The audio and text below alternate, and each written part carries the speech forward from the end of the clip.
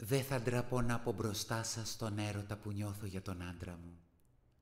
Σβήνει σιγά σιγά κι ο φόβος κι η ντροπή. Υπέφερα τα πάντινα.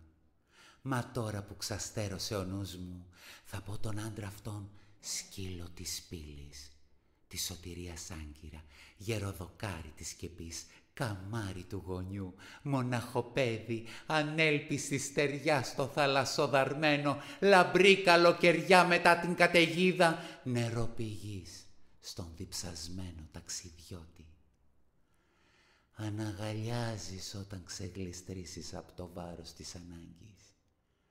Και τώρα, φως των οματιών μου, κατέβα πτάρμα αυτό χωρίς το χώμα να πατήσεις, βασιλιά μου. Δούλες αργείτε.